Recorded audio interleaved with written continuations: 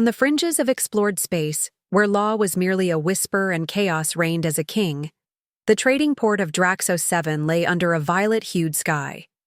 Scavengers, mercenaries, and pirates gathered there, haggling over stolen tech and lost dreams. Among them was Cale Trin, a rugged trader with oil-stained hands, a laser pistol at his belt, and a heart that beat only for freedom and profit. His ship, the Echo Ray, was a patched-up freighter that had survived black holes and bounty hunters alike. Cale had seen wars and betrayals, but nothing in his past prepared him for the night that began with a simple gamble and ended with the arrival of something extraordinary. The game had started in a shadowy tavern lit by flickering neon signs and buzzing wall panels. Kyle, half-drunk and overconfident, tossed dice with smugglers and thieves, letting his winnings stack until a cloaked traitor entered the scene. The man had desperate eyes and trembling fingers. His credits vanished fast, and in his final bet, he whispered of a different kind of prize. No coin, no weapons. "I've got something better," he rasped, eyes darting. "A being from the stars beyond, rare, graceful, alien, worth 10 times what I owe." The others laughed, but Cale, ever curious, agreed. Minutes later, a cargo door creaked open, and out stepped a figure who looked like she had walked out of a forgotten legend. Tall and silent, she moved with haunting elegance. Skin like lavender silk shimmered under the dull lights. Long white hair flowed past her shoulders. Silver eyes held a sadness too old for someone so young. She wore simple, torn fabric and thin chains, but her posture remained unbroken, her chin held high as though mocking her captor. Cale expected fear or anger. Instead, she offered silence. The crowd stared in disbelief, then quickly lost interest, muttering about alien tricks. The deal was sealed, and the trader vanished into the smog, debt cleared. Cale stood before the mysterious girl, unsure whether he had made the smartest choice of his life or the worst. Back on the Echo Ray, the girl said nothing. She sat quietly in a corner of the cargo bay, knees drawn close, eyes always scanning. He brought her water, food, a change of clothes from the emergency locker. She accepted everything with calm grace, but never once smiled. When Cale asked her name, she remained silent. Only later did she whisper a single word. Zira. Days passed in awkward silence. The engines of the ship purred, the stars slid by, and Zira kept to herself, floating like a shadow through the halls of the freighter. She touched nothing, disturbed nothing. But now and then, when she thought no one watched, she would look through the ship's window at the stars, not with wonder, but with longing. Her presence felt strange, like a forgotten memory returned. Kyle couldn't shake the feeling that Zira was more than she seemed. She moved too precisely, like someone who had learned discipline from birth. Her silence felt deliberate, not fearful. One night, during a rare conversation over dried food packs, Cale joked that she could leave if she wanted. She met his eyes and replied softly, "I have nowhere to go." That sentence carried weight Cale couldn't yet understand. As days turned to weeks, she began assisting with minor tasks: wiring, storage, basic system checks. She had a knack for it, and Cale never had to explain things twice. She learned fast, too fast. She avoided questions, deflected conversation, but her presence grew less distant. One evening, Cale found her humming an unfamiliar melody while fixing a power conduit. It wasn't a tune from any known world. It echoed like the wind on a forgotten moon. That night, Cale sat alone in the cockpit, replaying everything in his mind. The gamble, the cloaked traitor, the eerie grace of this strange girl. Zira wasn't just a prize. She was a puzzle. And though no chains bound her now, she remained aboard his ship by choice. Something hidden pulsed behind those silver eyes, something quiet, powerful, and dangerous. Cale Trin, a man who dealt in wreckage and rust, had taken an alien slave as payment. But in the deepest corner of his soul, A whisper warned that this was no ordinary girl. This was the start of something far bigger than himself. A storm was coming, and Zira stood at its heart. The calm aboard the Echo Ray didn't last long. Strange signals began to appear on the ship's radar, sharp, pulsing pings that moved too deliberately to be space debris and too quietly to belong to patrol ships. Kale noticed them first while scanning near a silent nebula, a region pirates often avoided. The blips vanished before a proper trace could lock, then reappeared from a new angle. Zira said nothing when asked about it. Her expression remained blank, though her fingers clenched, slightly around the console edge. Later that night, Kale woke to the sound of quiet footsteps near the comms panel. Slipping from his bunk, he crept forward only to find Zira whispering into a tiny device, not part of his ship. Her voice flowed in a language he didn't recognize, smooth and fluid, unlike any dialect spoken in nearby systems. The moment she noticed him, she ended the call and turned to face him without fear, her silver eyes calm, unreadable. She offered no excuses, no lies, only silence. Kyle didn't press. He'd lived long enough to know when to wait. That wait ended the next cycle when the attack came. A stealth-class bounty ship dropped from warp with no warning. Kyle barely had time to raise shields before lasers sliced through the darkness. Metal screamed under impact. Zira didn't run. While Kale scrambled for controls, she bolted to the weapons bay, powered up turret stations, and launched countermeasures with precision that stunned even the seasoned scavenger. Her fingers danced over military-grade panels like someone born to them. Kale shouted instructions, but she didn't need them. She anticipated every move, dodged return fire, and sabotaged enemy lock-ons with calculated speed.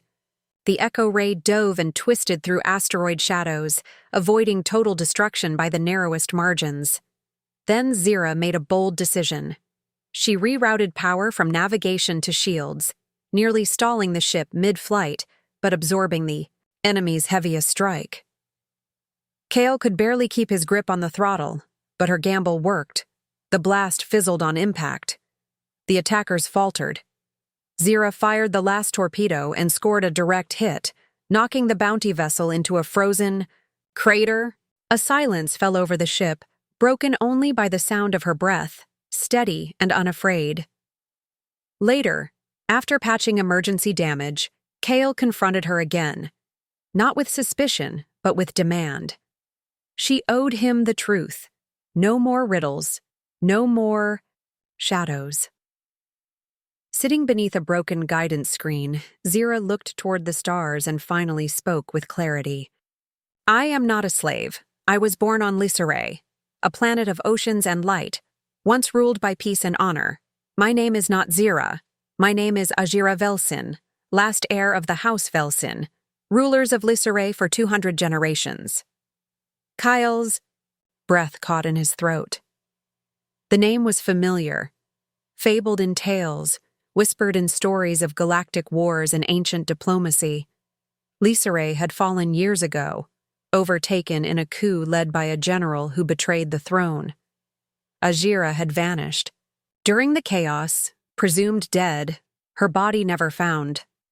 Her eyes flickered with old pain as she continued. I was taken during the night of the uprising, smuggled from the palace through secret corridors. My guards died buying me time.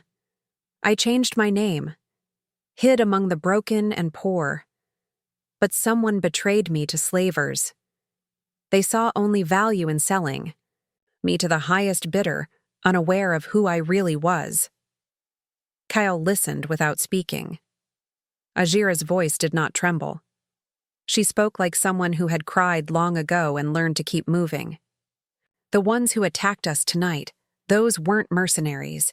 They're loyalists to the general who killed my parents. They know I'm alive now. They will not stop.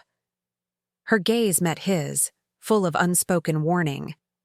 And anyone who helps me becomes their enemy. Kale didn't flinch. He had stood against worse things than bounty hunters. Still, the truth weighed heavily in his chest. Ajira Velsin was no cargo, no property.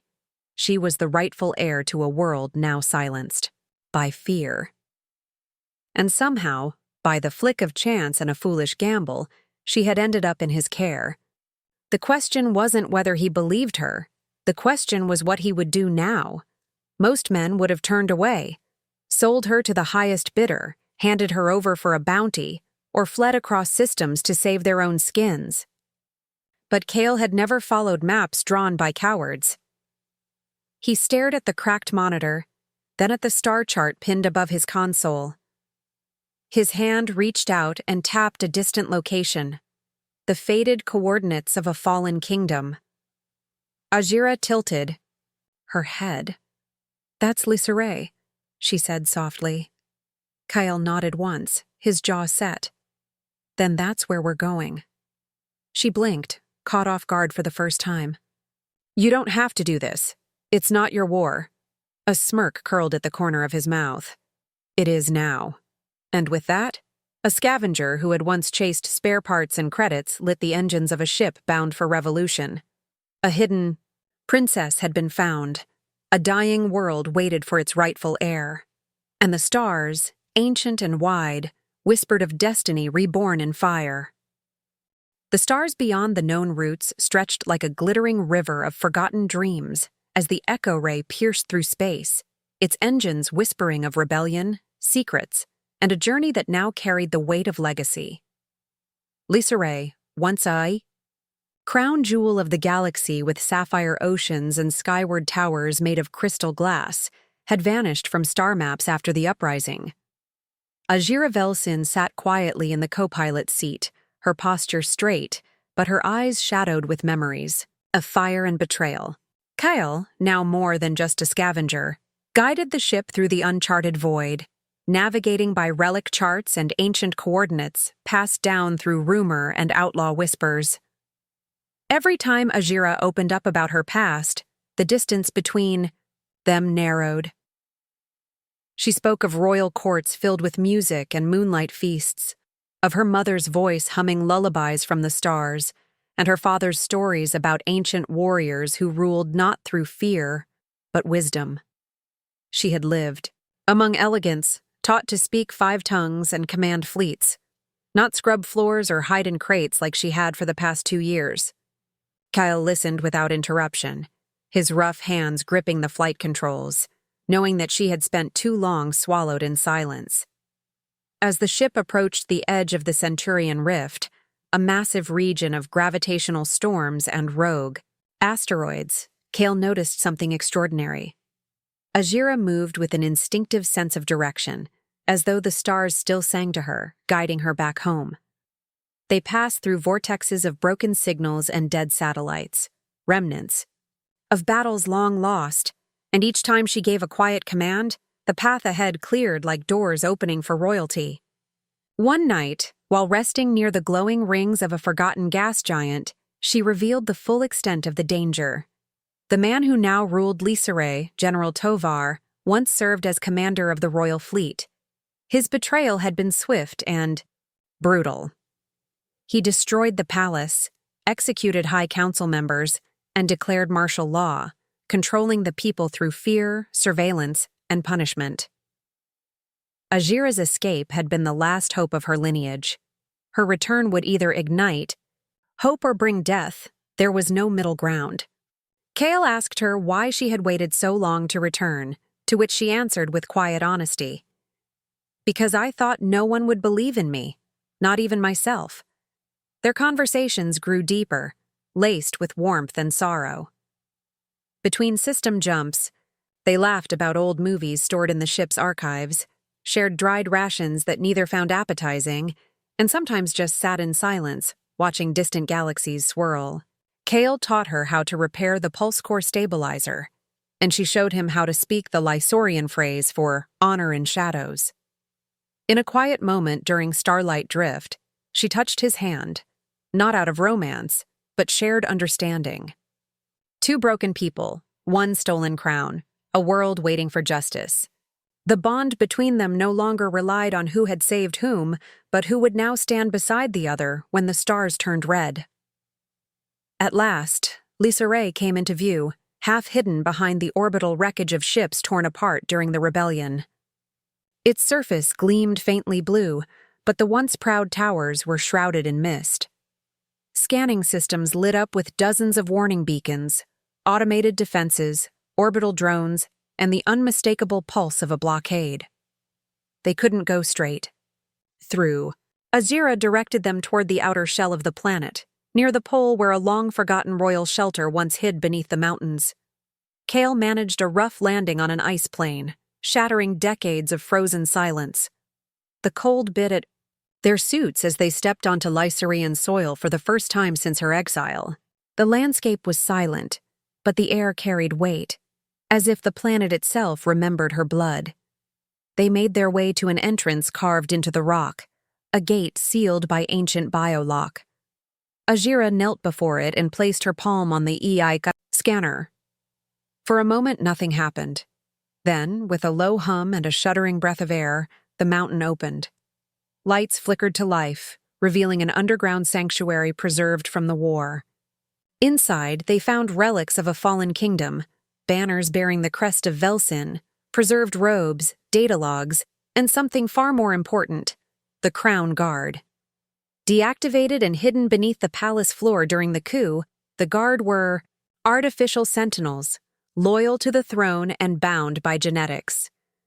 As Azira stepped into the core chamber, the machines stirred. Red lights turned blue.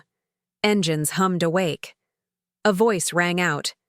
Blood of Velsin detected. Sovereign recognized. The floor trembled as a hidden army rose. Kyle stood at her side, watching history come back to life. Azira turned to him, her face pale but fierce. With them, we can reach the capital. We can take back what was stolen. A warning alert blinked on Kale's comm. Enemy ships were already in the sky, tracking them. They had been followed. The time for hiding had ended. A battle awaited. Not just one of blasters and ships, but of identity, belief, and whether the broken girl once sold as property could become the queen her world still needed. As the war alarms blared above, Kale tightened his gloves, activated his weapon, and gave Azira a nod. This wasn't just her fight anymore. It was theirs. Together, they would rise from ruin. Together, they would reclaim a throne. And if the, stars dared to stand in their way, the fire in her blood and the steel in his hands would burn a path straight through. The morning sky above Lisseray's capital shimmered with low-hanging clouds, and the distant gleam of warships in motion. Azira Velsin stood beneath the golden arch of the royal citadel ruins, no longer a fugitive, no longer a whisper from the past, but a symbol reborn in flame and purpose. Her silver eyes reflected the ruins around her, the scars of a kingdom betrayed. Behind her, the Crown Guard stood in formation, mechanical warriors of old, awakened after years of silence, their frames glowing faintly with restored power. Kyle Trin stood at her side, blaster at the ready, his usual sarcasm dulled by the weight of what they were about to do. The city had changed since Azira last walked its streets. Where once fountains and lightwalks filled the plazas, now surveillance. Drones buzzed above cracked stone and citizens moved like shadows. Quiet, fearful, watching the sky more than the ground. General Tovar ruled with precision and cruelty, turning Lisseray's once beautiful heart into a fortress of control. But he had not expected the blood of Velsin to return. The plan was reckless, simple, and fueled by the kind of hope that only grows after loss. While the Loyalists closed in from orbit, Kyle and Azira would enter the capital's lower vault through the aqueducts, reach the throne chamber, and broadcast her reappearance to the entire planet through the old sovereign beacon. It had not sounded in years. If the people saw her alive, if they heard her voice, it could fracture Tovar's grip before a single blade was drawn. Moving through the tunnels beneath the palace, they crossed rusted defense systems and halls thick with dust and silence. Kale led the way, disabling traps and bypassing old locks with tools scavenged across a dozen worlds. Ajira followed close, heart steady, breath slow. When they reached the central core, guarded by 3 elite sentries from Tovar's new regime, it was Ajira who struck first. Graceful and lethal, she moved like someone born for the moment, every motion a memory awakened. Kale fought beside her, back to back, blaster fire and fist, until silence returned. The gate opened before them. The beacon room was untouched. Giant crystals pulsed in the ceiling, and a round platform rose from the floor. Ajira stepped forward and knelt. Placing her hand on the control stone, she let her voice speak not just through metal, but through time. The system awakened with a hum that echoed across every channel, from space station relays to mountain villages. Across Lisaray, every screen flickered, every device chimed. The people looked up and saw her, not in chains, not in exile, but proud and fierce, standing where her mother once stood. To the people of Lisaray, her voice rang, soft and sharp. I am Ajira Velsin, daughter of Queen Lara, last of the true royal bloodline. I was taken. I was silenced. But no more. Today I stand not as a memory, but as your sovereign. Wind. Orbit. Warships paused. On the ground, soldiers of the resistance emerged from hiding, and in the high tower of the military citadel, General Tovar shattered a glass in his hand, fury darkening his face.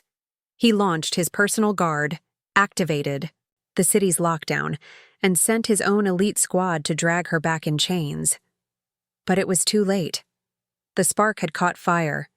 By the time Tovar's forces reached the beacon chamber, Kyle and Ajira were gone, disappearing through escape shafts built before the war.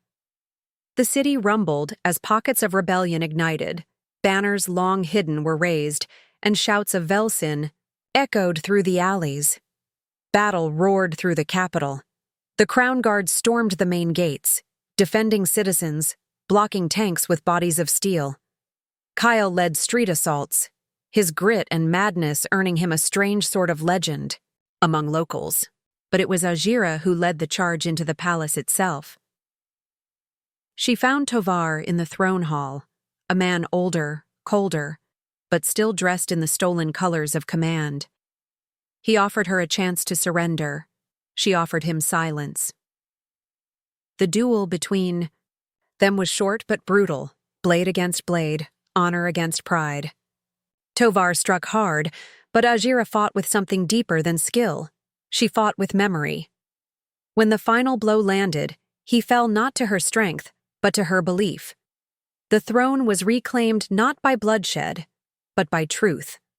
When the battle ended, Lisaray's capital stood bruised but breathing. Citizens poured into the streets not in fear, but in song. Ajira walked among them, crown in hand, her steps light, though the weight of duty now settled on her shoulders. Kyle stood at the steps of the palace, bruised, bloodied, and smirking. She approached him slowly, the crowd parting in reverence. You never asked for this, she said. Didn't want to be part of a throne. Kyle shrugged, eyes soft.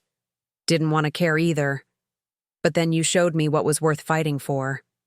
Ajira lifted the crown, not to place it on her own head, but to hold it between them.